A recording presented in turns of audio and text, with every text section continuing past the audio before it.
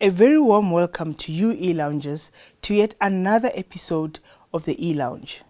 Today, we have the privilege of speaking to a renowned businesswoman and author, Nonkululeko Gobodo, about her book, Awakened to My True Self.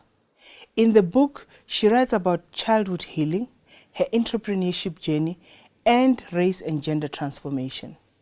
Nonkululeko Gobodo is the CEO of Awakened Global and also a trailblazer in the business world.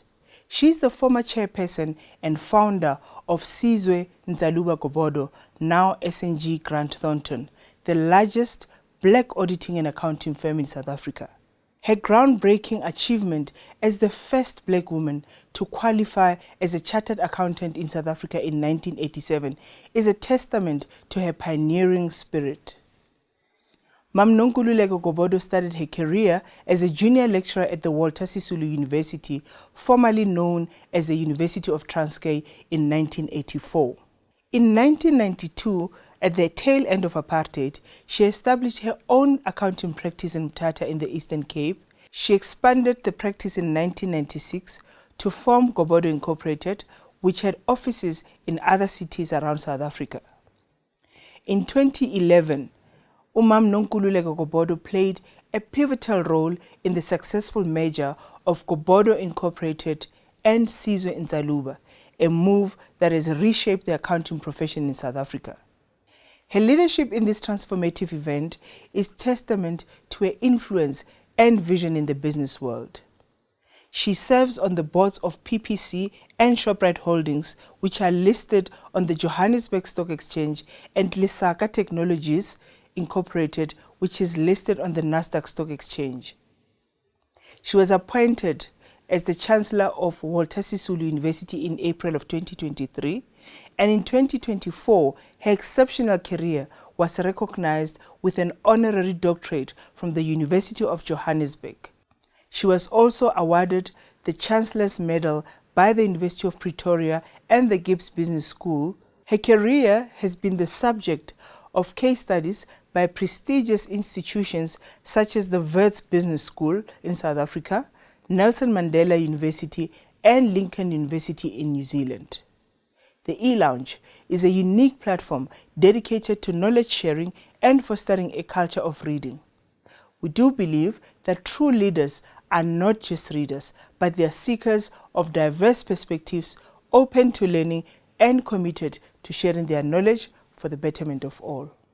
A very warm welcome to the e-lounge. Today we are joined by a woman of firsts, a trailblazer, a business leader, a really influential member of our society in our country and in the world. Nonkululeko Gobodo. Mam Tembu, welcome to the e-lounge. Thank you so much, Fiwe.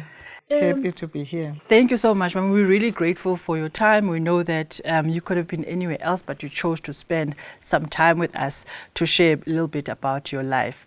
I want to say to everyone listening to us today that taking from one big media mohal, that life is a class, and today this is a class about leadership, is a class about personal life, struggle, failure, rising from failure, and also building right from the ashes. The first thing I want to say to Mama is that in your book, you share various themes, and I came up with these themes, and this is the frame for our conversation: mental health, business leadership, I'd say the women or the biases in terms of race or gender, and the work that you've been doing in that regard. Your self-determination rises through the book throughout. But before we get to those core themes of our conversation, I just wanted to talk to you about, firstly, who you are. You are someone who needs no introduction, but somebody who's listening to us today who's never heard of you, what would you say? Who's Mam Tim? You? Yeah. I mean, I suppose I'm a mother of three. Yes. I'm a grandmother to three daughters, young daughters. And being a mother, I suppose, has defined my life because, I started very early. Yes. So And then I suppose, you grow up not knowing who you are, like all of us, defined by your family, defined by the community in which you grew up. Yes. And I was very fortunate to grow up in Umtata, where it was just such a thriving environment where you were so inspired by people around you, starting with my parents who were in, working and in business and sort of professionals, and looking up to all of these people who were graduates, black people who were graduates, others in business. And I always say that, there was a university there which was such an inspiration in itself, right? So when we were growing up, my father, who had missed an opportunity to go to university because he ran away and just moved to Cape Town when his father expected him to go to varsity, regretted that decision. Okay. So we're always influenced to study further. It was something that you knew in our family, that you can't stop at matric. You had to go to higher education.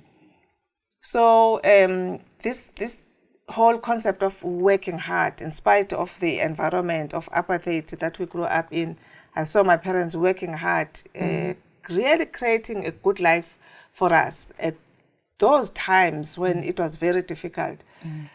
That instilled in my mind that you can't make excuses about life or what life throws at you, and so on, which maybe is what really defined everything that I did. You speak a lot about education, Mama, and I'm glad you do, because you went back to school after having left for a little bit. You say in the book, actually in the very first few chapters, you had this moment or an epiphany or a voice that told you that actually you should go back to school full time.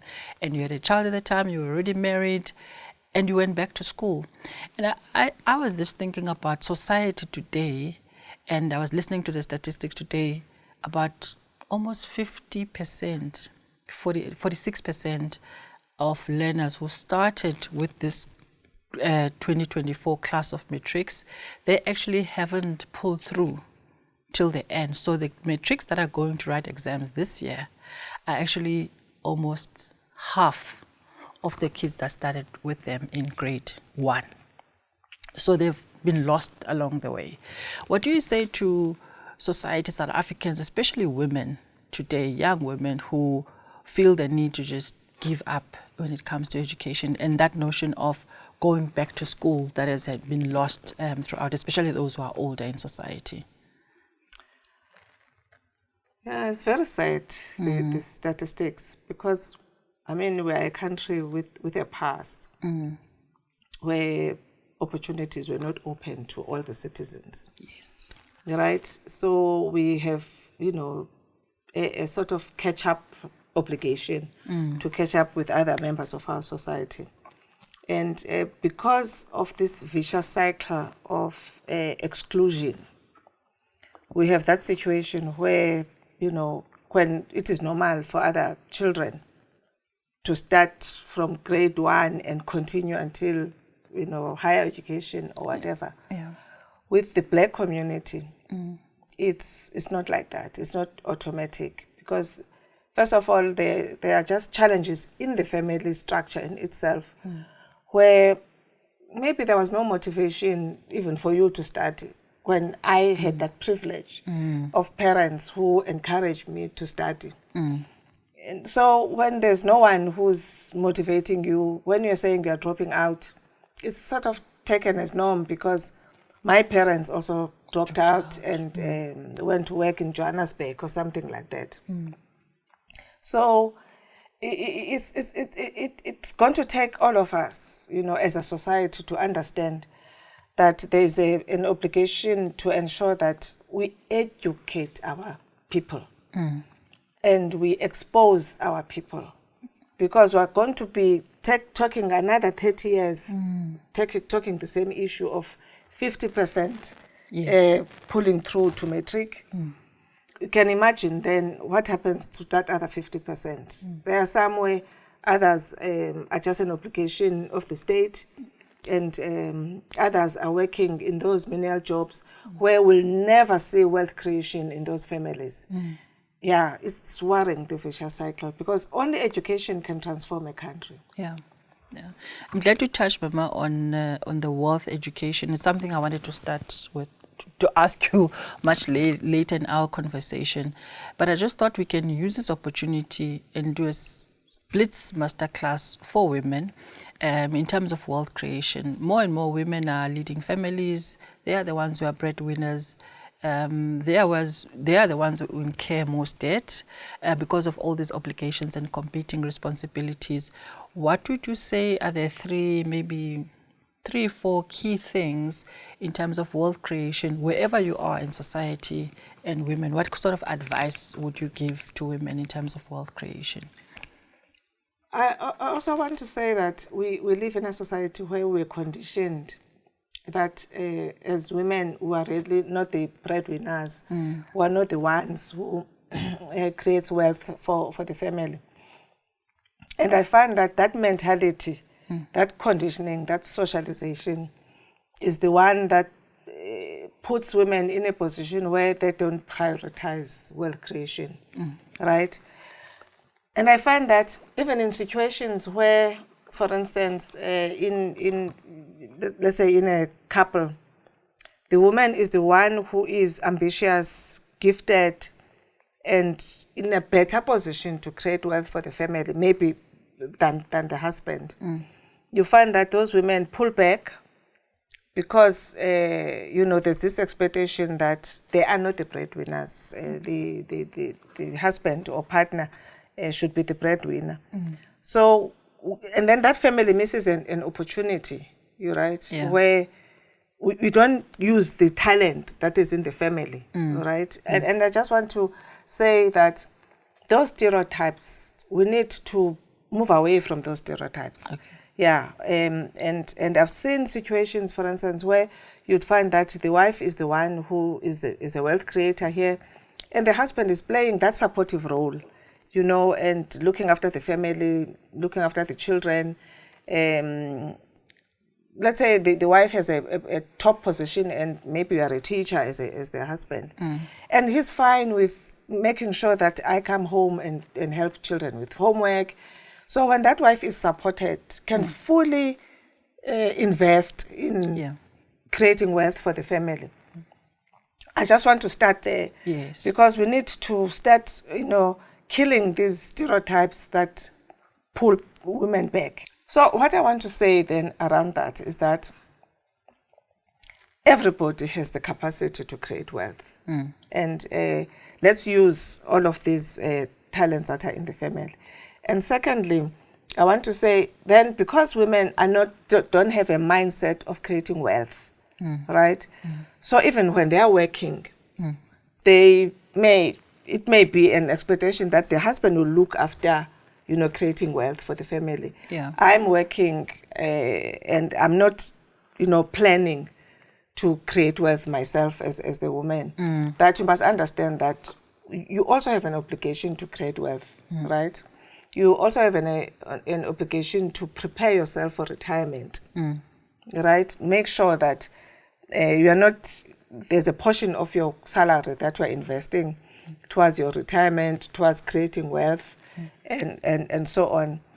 And even the assets that you are acquiring in the family, you have to be wise as a woman as to in whose name are these assets, right? Because if you are both contributing to the acquisition of these assets, you have to be wise in terms of, are you also, an owner in this situation? Because I find that when there's a divorce or something like that, everything is written in the man's name. Yes. And now in the divorce, it's like the man can just take everything and you are left with nothing. You have to go and start from the beginning. But if you had that mindset of wealth creation from the beginning, you would make sure that, whether there's a trust, everything goes to a trust, so that you are equal owners of whatever assets that are being acquired.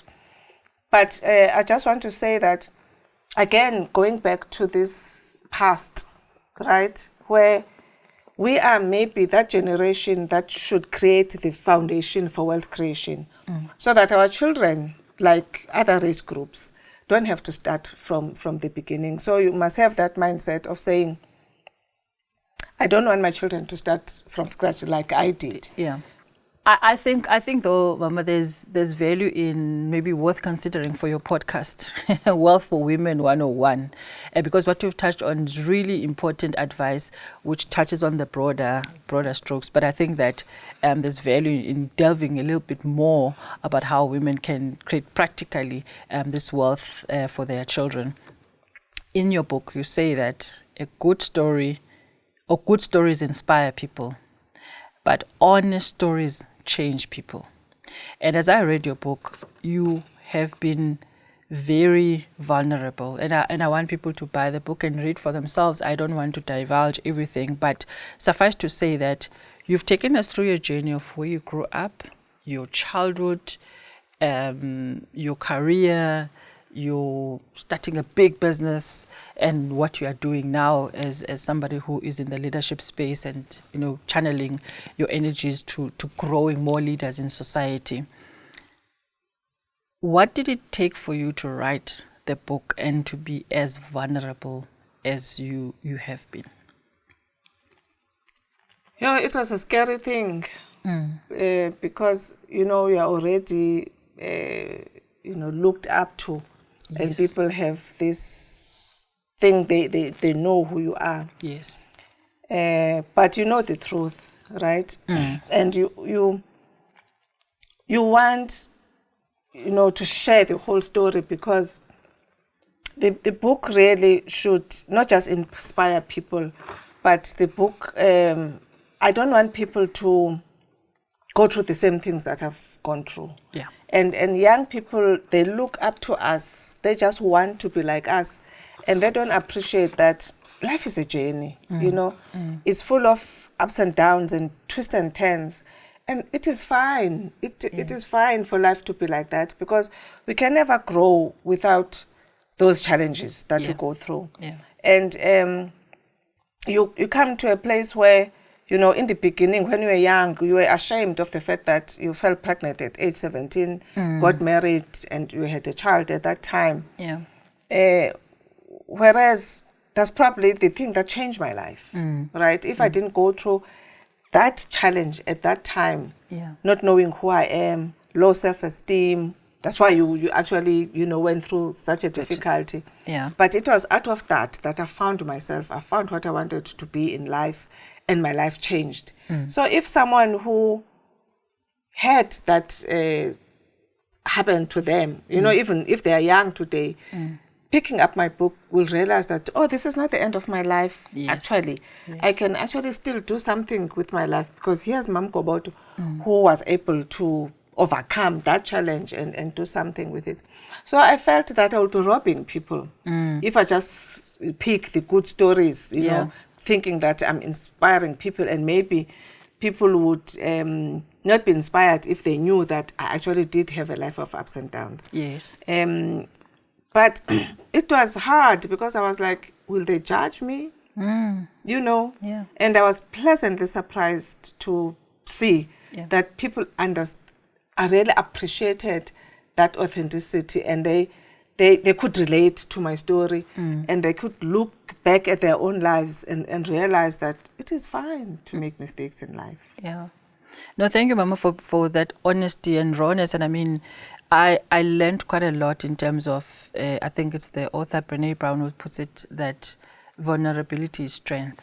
And you let us literally into your life story, to be part of it, to know exactly what went on, but also to learn how to rise from adversity.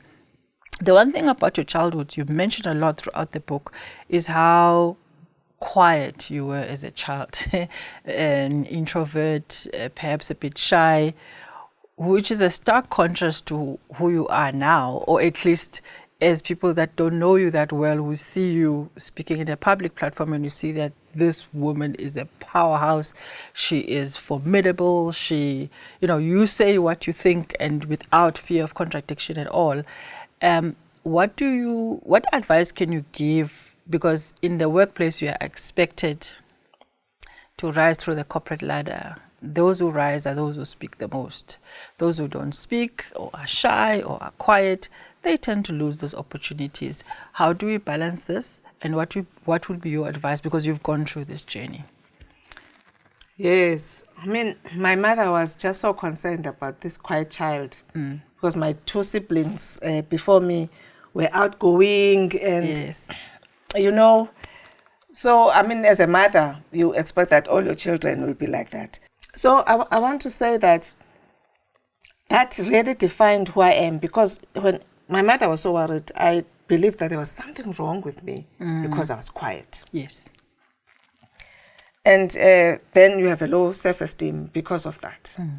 You end up not knowing who you are, what you want to do in life, and so on. Then I had this misfortune of falling pregnant and working at my father's panel beating shop. I mean, I just remember the first day there were two white managers who were running the place. The manager asked my name, "What is your name?" And I said, "I'm Nonkululeko." He said, "What? No, that's too difficult. I'm going to call you Mary." I was like, "What? You will do no such thing. You will call me by my name. You'll write it down and practice it." Yeah. And all the bullying that was going on there, I was able to stand up to these white men bullies. Yes. I caught on very quickly on this, whatever I was being taught there, bookkeeping. Because remember, although I was a little smarter than my siblings, my mother used to say, "I don't care about people who are smart in books but are not wise in the ways of life." So even that didn't boost my self-confidence, right? Yeah. And then I realized, Haibo, I'm not this thing that my mother said I was. And I'm strong, I can stand up to these people, and I'm catching on what is being done. There was just this revolution that happened within, that the fact that I'm quiet doesn't mean I'm not smart. Sure. And I'm not strong, Yes. right? So I think that changed my life in the sense that when I now arrived at corporate and I was facing racism and sexism and all of those things, I used to be so alert to, I do not want anybody to define who I am. Yeah. Because I allowed that to happen before. So I was always very much aware. And I mean, you got exposed to, I mean, I was a lecturer after varsity. And again, this quiet thing was following me. Yeah. Where there would be a function. I would be enjoying the function like everyone else. And then my colleagues would be saying, "Are you fine, Nonkululeko?" And what are they talking about? I suppose because, when you are among extroverts, Yes. as introverts, we would maybe sit back and just allow others to talk, not that you are not enjoying yourself. So I became aware that, even if I'm quiet, I must make sure that I, contribute to the conversation. Yeah. And even in meetings, I must make sure that I voice out my own views and so on. So I want to say to those people who are quiet, being quiet doesn't define who you are. Sure. Yeah, you just because those who are talkative are always talking, and you have to sort of find a gap to even come in and say something. You must find those gaps to come in and say something, because they do appreciate your gifts and talents when you come through with them. Yeah. Right. Yeah. And I want to say to those who are leaders that you must look at the talent, right? And the fact that people are quiet doesn't mean that they are not talented. They cannot contribute more. And maybe be aware and bring them out. Yeah. Make that effort of bringing them out, because you are the one who's losing out on the talent around you, because you are dismissing people because of their personality. And I like how in the book you also share a bit about how you have a friend who is more extroverted than you are, and in time you had to tell your friend that she should give you some time to express yourself. And I think that it's important in friendship, because what I was learning from there is that in friendships as well, these are the things we don't address. We probably walk away from them resentful and not fully expressing what we really want from the friendship. Exactly. And they, I was saying in that part of the book, I just realized that I know everything about this person, but they know nothing about me. Yeah. And then I started asking them, when I realized this, do you know that my son is divorced? Yeah. No. Yeah. Do you know what I'm actually doing? I know you're running a leadership consultancy, but you know what that is about? Yeah. No, I don't know. I don't know. So you know nothing about me. So what kind of friendship is this? Well, I know everything about you because you're the one who's always talking, telling me this, that, and the other, and I'm always listening. Yeah. And but it was just an awakening of there's something wrong with this friendship. Yes. There's something wrong with this friendship. Yes. Successful career women, Mama, are always labeled as they just want to drive profits and drive getting to the top, whereas in the family life there is no balance. Just your view on that, in terms of how is there such a thing as a balance? Can women do both? What is missing from society when they keep on labeling women as you want to get to the top? What about the men? Are they subjected to the same sort of scrutiny when it comes to being really brilliant at the career and also brilliant at home as well? Yeah, that's a sad one for me. Because, first of all, there's no such a thing as balance. We just have to accept that as a society. Yeah. We make choices in life. I made choices to pursue my career in spite of the fact that I was a wife and a mother. And then we live in a society that is so socialized to those two traditional roles between men and women, where the man was said to be the breadwinner, the one who is going to create wealth for the family. The wife is the one who's going to look after children and look after the home. In spite of the fact that, in the past century, the role of women in society has changed. Women have ambitions as well. They have careers as well. But society has not changed that definition of the roles. Yes. So there's this expectation of women who must pursue careers but still fulfill their traditional roles. Whereas, life has not changed for men. Men can dream to the highest level. But you find that because there's this obligation on us as women, we find that you sort of pull down your ambition. Yeah. Because you have these obligations. And because of this guilt, remember, society has taught us that this is what good mothers do. This is what good wives do. And we want, to fit into society. So we're sitting with this guilt of, I'm not always available for my child. I don't attend every sporting event. I don't, I'm not home early enough and so on. Whereas the man is just going on and on. I'm saying the way we're going to find balance is when there starts to be equity, both at home and at work, right? Because at work, they must understand that we have these obligations. Both the men and the women have these obligations. So it is fine for my husband to be the one who's dropping off kids in the morning so that I can go to that 8 o'clock meeting. And employers must understand that when the men in the environment are the ones who are doing that, it's because we're trying to find this equity, this balance at home. And I want a situation where we create safe spaces, both at home and at work, where we start to discuss this issue of balance, right? Because women cannot be the one who's settled and settled with an issue of balance when men, we're not talking about balance when it comes to men. It's going to be a long journey, but we have to start somewhere. We have to start with those conversations that don't set up meetings at 8 because I'm dropping off kids.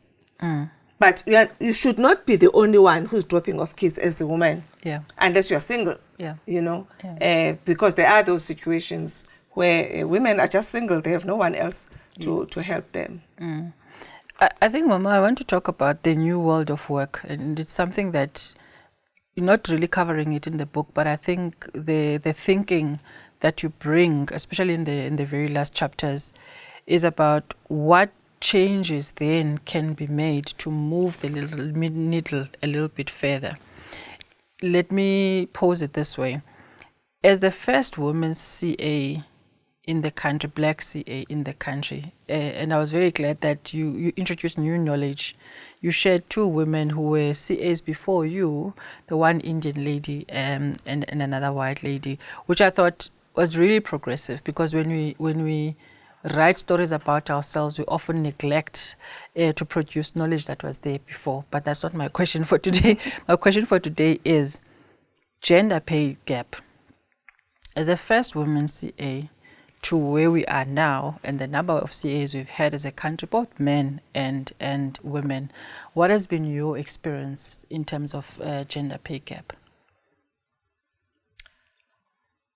Yeah, we just make excuses about this gender pay gap, you know, because men are, it's easy for them to negotiate this pay. So when we start from day one, you found that men were paid better than women, because men maybe were better able to negotiate their package better than women. And now women, wherever you go, you remember when you start a new job, they ask for a pay slip. So this shortfall is always following you, because they start from your salary and then position you in terms of your salary. When your colleague next door started on a higher salary, so when they produce that pay slip. But we have to normalize these things. I mean, it is really just not fair in a situation where women are paid less for equal work. We are making excuses, and those excuses are not acceptable in my view. But I want to say that we do have to learn as women that even when you start that job, maybe you make that mistake earlier on in your career. When you start that new job, when they ask for your pay slip, right, make the point of asking also what the scale is within that job and so on, so that you are not stuck in terms of that salary, because when they ask for your pay slip, they don't show you what the scale is. Right? Yeah, what the scale is. So that you make sure that you are positioned right in the scale, and explain the fact that, no, I'm not going to start from my pay slip. I've been lagging behind before. Yes. So let's look at the job. Now. What does the job pay now? Yeah. And that the offer must be based on that. We must be able to be vocal about these things, because women are sort of shy to ask those kinds of questions. Well, that's incredible advice, Mama. And I think that it's actually both men and women. As we look at the country, there's shortage of jobs. So I think it's an employer's market, if I can use that language, because employers can ask for a pay slip and they can pay whatever, because there is that shortage. Now, in business, you started your own business very young. And even before you started your own business, I think you say somewhere in the book that you were a CFO by age 29. And you started your own business small, and you always had this desire to have this medium size and then a big law firm, which is accounting firm, to compete with the big four at the time. You did this, and I just want to zoom into the measure and the lessons learned in bringing different parties together to create a giant firm and win business time and time again. The culture, people, conflict. Just take us through the journey of the measure, and what were the critical lessons you learned in that time? I mean, it was 1994. You know, we've been struggling as black accountants. Yeah. And we really just felt that we started very hard like everybody else. We deserve to also achieve like everybody else. We deserve to be at the center of our own economy. Why should we be in the fringes of the economy of our own country? So we always had that mentality as black accountants. So when 1994 happened and we were able to grow our businesses to medium-sized, you know, something that we never thought was possible. Right? Offices, big offices, employing, you know, hundreds of people and so on. But a time came when we realized that, no, there was BEE. The big accounting firms were now BEE compliant to the extent that they, you know, we used to partner with them for jobs. To the extent that now they didn't need us to qualify for BEE. And we're losing out. When we used to be 50% share in the job as equal auditors, we're now being brought in as subcontractors, given even if it's 20% or something. And we realized that whatever gains we've made in the past 15 years, we're just going to lose. It was, you know, if you don't wake up in business and see the changes in the market, you're going to be out of business. That's why, you know, people don't exist today. Because when things were shifting in the market, they didn't wisen up. So we're fortunate to wisen up.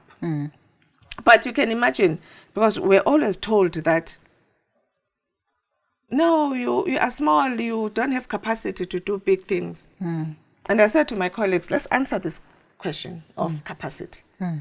Let's put together our medium-sized firms so that we can show now that we do have capacity. But in spite of that, we're still told that, no, we raise funds overseas. We cannot be able to raise loans and bonds overseas because we can't have Nonkululeko Gobodo as our auditors. So can you just see that if you don't push, you know, people will just be making those excuses. And we're saying, we're going nowhere. You know, we are here, we deserve to be in this space.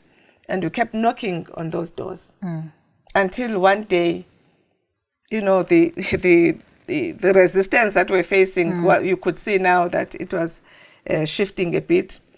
And we got our first big break when Transnet appointed us as the sole auditors back then. You can imagine, we had never thought it was even possible for a black firm to handle an assignment of that size, right? And so we realized very early that we have to prepare ourselves to compete with international firms. So we had to look at our leadership programs. We started an academy where we were preparing our young partners and our managers to be able to compete in this space. Because we're determined that we used to depend a lot on the big four. Now that we're competing with them at this level, we cannot continue to depend on them. So we had to prepare our people. We had to make sure that we have systems now to be able to audit these big assignments. You know, we put those in place. That integration was a lot of work. Because if you fail in the integration, that measure is not going to succeed. Yeah. And then working hard and doing all of those things, at some point, we realized that something is wrong here. And we didn't know what it was, but all of us were just complaining. Remember, we're all just working hard on the integration. Then I picked up that I also was complaining about these Sizwe people as they were complaining about the Gobodo people. And I realized it's culture. We assumed, because we had a shared history, that we would not have an issue of culture. Yeah. But the way we did business was completely different, right? And that's when we started, attending to our culture, got people to come and help us integrate this culture, because there was good from both, So let's take the good from the other one and the good from Gobodo and from Sizwe and create a whole new culture. And we then started that whole journey. Yeah. Because measures fail because of culture. It's us and them, us and them, us and them. Yeah. And that was the journey. And it was actually very strange, because we had not lost many people because of the measure. But once we focused on the culture, that's when people started leaving. Because they loved that entrepreneurial environment of before. Yeah. Now that we're building an institution, they felt that they don't fit in anymore, which was fine for me, because if you don't fit in with the new culture, then we don't need you here. Let's rather attract people who are going to fit in with the new culture. So it was really quite interesting how you were facing challenges, and as leaders, we had to be alert to the shifting things within the firm to make sure that was sustainable, that we don't fold and give up because of challenges. Okay. I mean, every challenge, we had to face it. I mean, at the end of that thing, I was just so exhausted, emotionally and otherwise. Because remember, there's this expectation of, as black people, they're going to fail. So we wanted to make sure that we don't fail. Yeah. So the responsibility of that measure was huge on us. So there's truth in the words then, that if you are a black person, firm, company in South Africa, you are expected to work twice as hard, because you're carrying the nation in your shoulders, so to speak, because you can't make mistakes. Because had you made that mistake, it meant that for the rest of the accounting firms to follow, this is the image that you've created. I mean, I remember, when we were appointed at Transnet, so we had a meeting with the chairman of the audit committee. And he said to us, and I really want to salute those men and women who were board members at Transnet at that time, who really took this bold step of appointing us, which could not have been easy, I can imagine. Yeah. So he said, that as new auditors, you are learning the environment, you can make mistakes, and it is tolerated.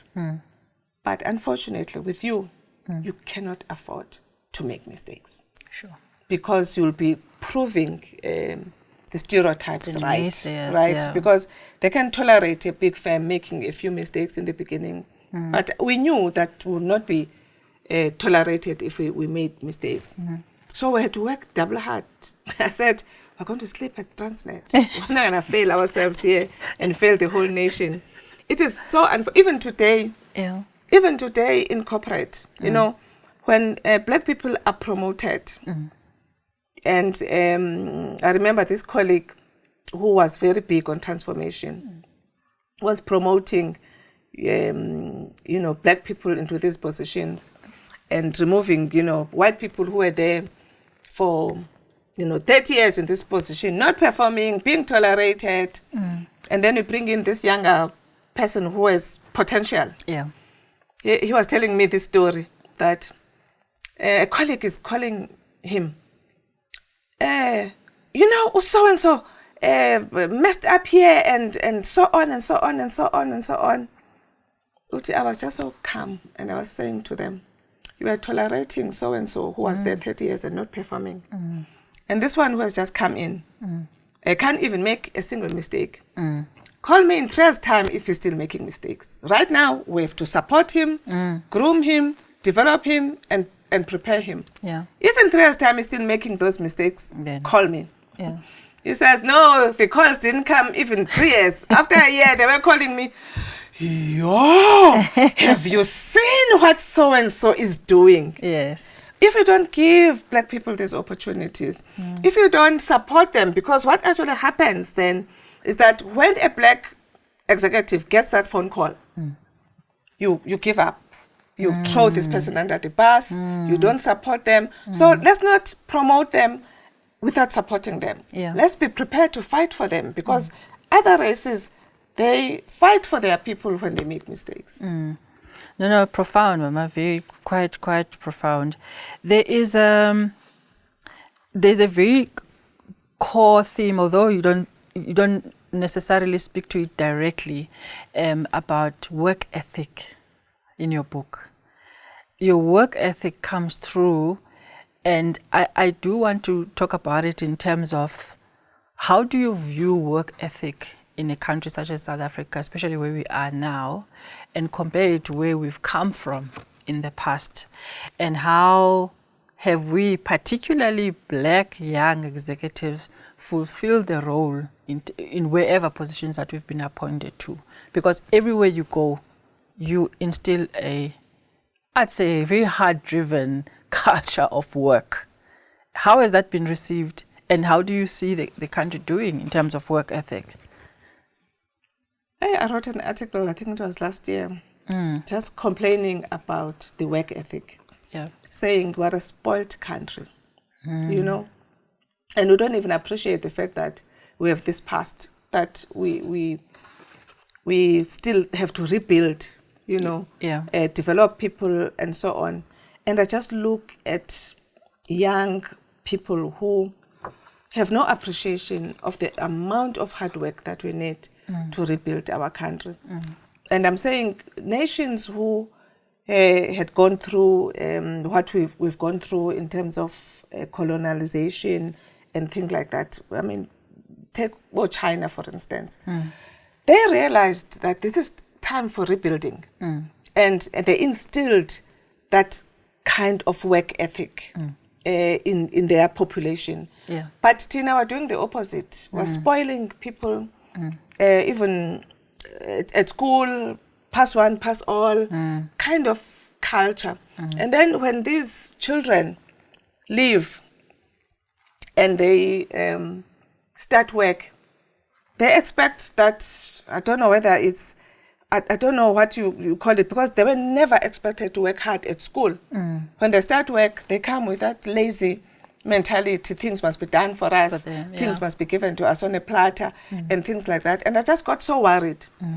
The kind of nation building we're doing, you know, who is going to rebuild this country if that's what we're producing, the kind of culture we're bringing into the work environment, and things like that. And I just want to say that I look at my nieces and nephews. They have this expectation that I must just open doors for them.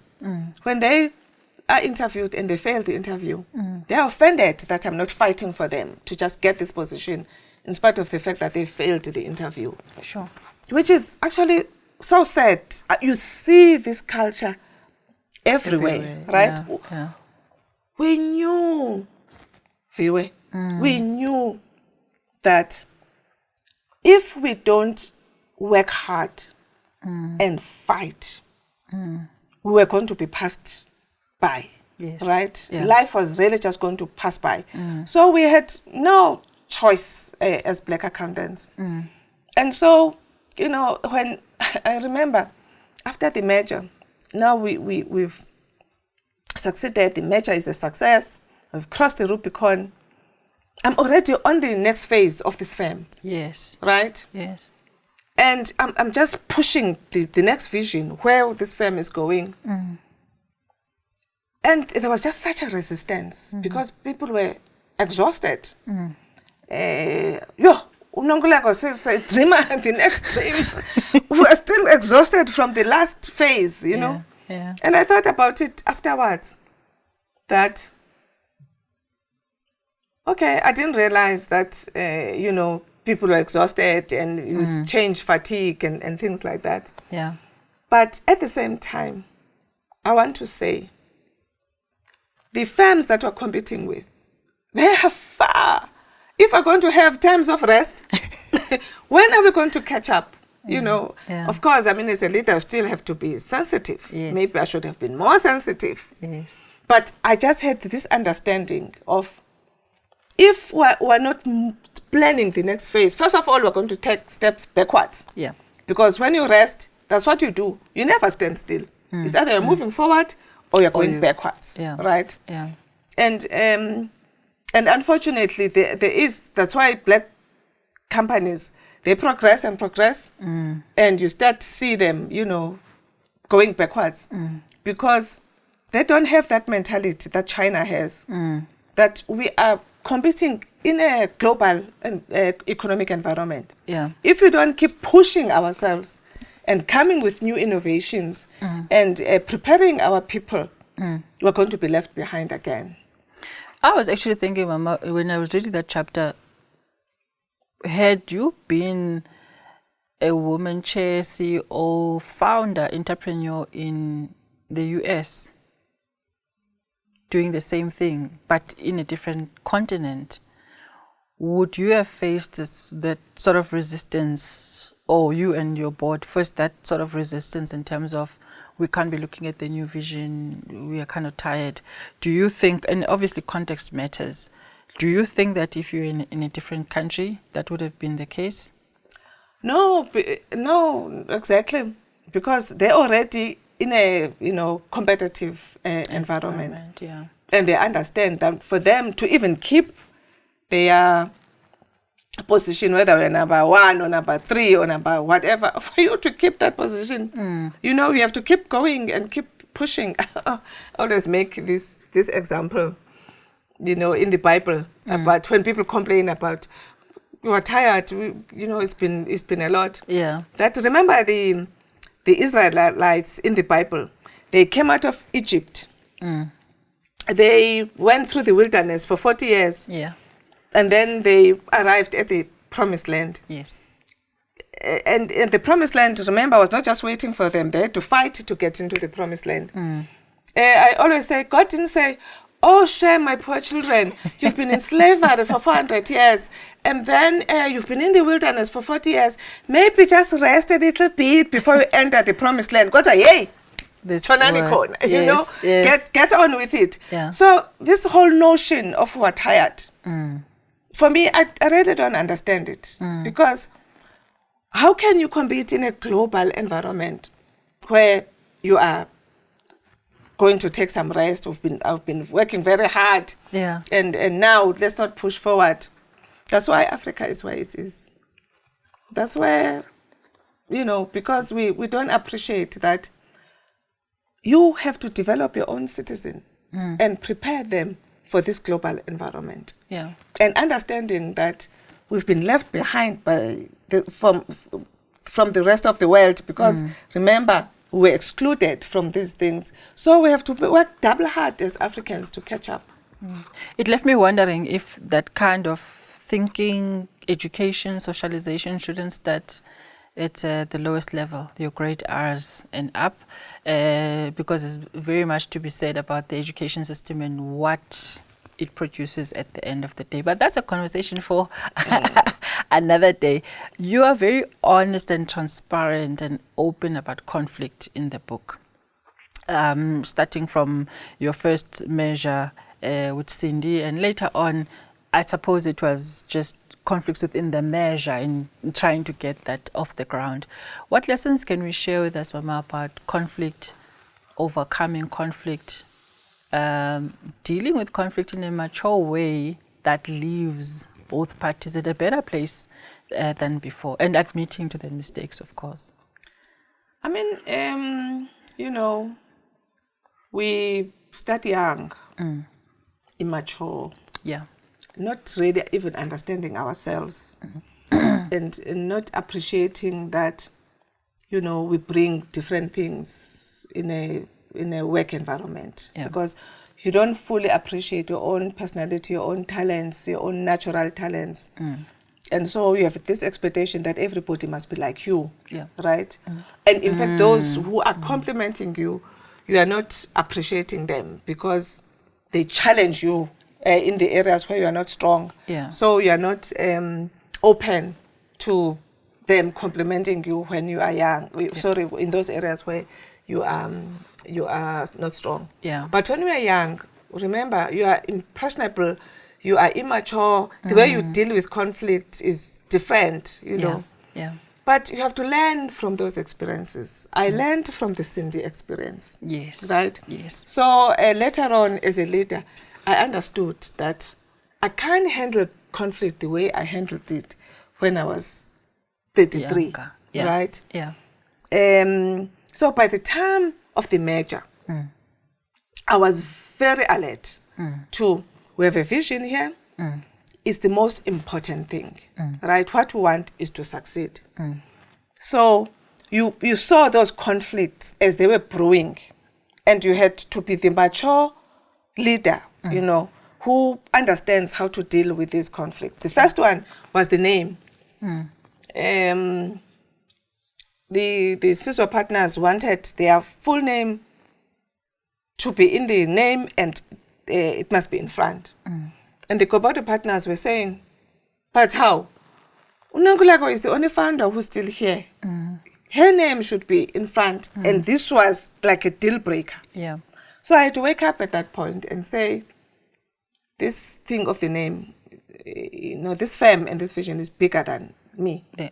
So I woke up one day and I said, the name of this firm is Sizwe Gobodo. And that was settled. Whereas when I was younger, I would have thought, yes, I'm the only founder here. My name to be first, blah, blah, blah, you know. And so all those conflicts that were happening, they're like, now there are two leaders, two heads of audit from two firms. Who's going to be the head of audit of this new firm? You know, everyone is pushing, I must be the one, I must be the one, you know. And I would keep saying to my partners, this merger is more important than anything else. Let's just allow them. Because in a couple of years' time, we're going to look for performance. If you're not performing as that leader, we'll deal with these things then. Let's just make sure that this merger succeeds. It's all about, that's why we don't appreciate the trials that we go through in life. Those are the trials that help us to grow, to mature, learn from our mistakes, and act better later on in life. No, thank you so much for that, Mama. And as we conclude, I see the clock is like racing us through, and there's so much to talk about from your book. This chapter of your life you've dedicated to leadership, perhaps growing new leadership, influencing new leadership. What sort of advice would you give to business leaders, corporate leaders, anyone who's leading, anyone who wants to lead today? From your experience, what are the core things that they need to look out for, and what kind of advice also would you give to them? We can start with corporates, but you know, we have to start with the political government leadership as well. Sure. Because we are a country in transition from, you know, apartheid to a new South Africa and all of that. We need really those visionary leaders who would understand that we have an obligation as this generation to not leave our children and generations that are coming with a burden of starting to build where we should have laid the foundation, right? I still feel that we still don't have that mentality as leaders generally. But when it comes to corporate, because every sphere of our country has to have this mindset of rebuilding. So those who are in the education sector, they must understand that they're not just producing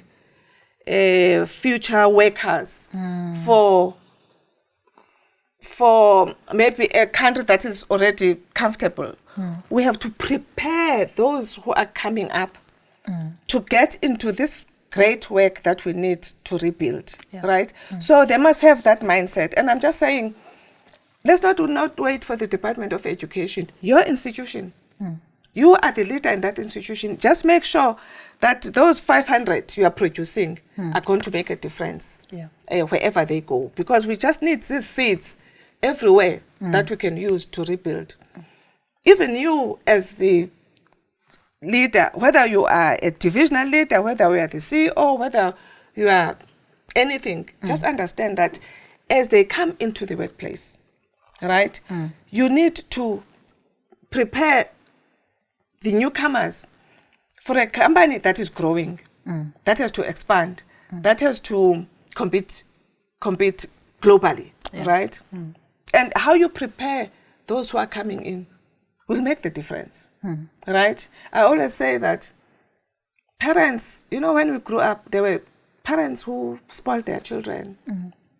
And there was parents who had discipline and prepared their children. When we were older, we saw those kids who were, hey, we envy them. I wish ngangumntana was so and so, kumandi was so and so. Yay! When we were older, I looked at those ones and I appreciated my parents for disciplining us and making sure that they prepare us for apartheid South Africa. Our parents prepared us because they knew what we're going to be faced by. So I want to say that how you prepare your employees, how you develop your employees. Are you developing them for a successful company that's going to be here for the next 100 years, competing globally, or one that is going to fail in 20 years' time? It's a conscious decision that we have to make to create and develop the kind of leaders that we want to build our country. Thank you so much, Mama. We are really wrapping it up, and as I had said before, is that there are themes really in the book about mental health, about business leadership, about gender, race equality, self-determination and drive, and education. We are fresh off Women's Month in South Africa, and as a woman leader in South Africa and a mother, what message do we have as we really now conclude? What message do we have for women particularly? I know that my colleagues are looking at me like, oh, why didn't you ask questions more about, what about us guys? Well, it is Women's Month, and I will take this opportunity and be selfish about it and say, Mama, what's your message to women? I just want to say that it is our time, right? And we can sense it as women. We've become impatient. And we are making decisions. We're chatting, before about how young women are making those choices of not getting married or not having children because they want to prioritize their careers. I just want to say we are worthy of reaching the top as women. And we can't wait for others to lay the table for us, right?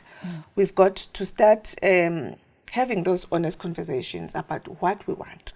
What do we want as women in this generation, for instance?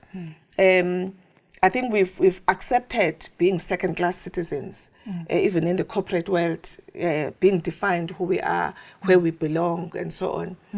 And we've got to start to be, in a mature way, to be vocal about what do we want, because we are worthy of the best.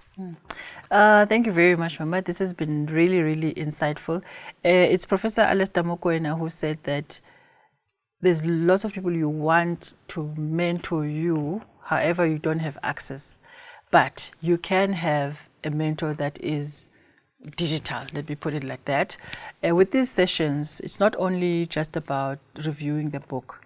It's really about creating a space for our colleagues, for the citizens at large, for you to share lessons, and everyone else who's been on that chair to share their lessons and to receive the kind of mentorship that we would have not otherwise received. And today was one of those moments.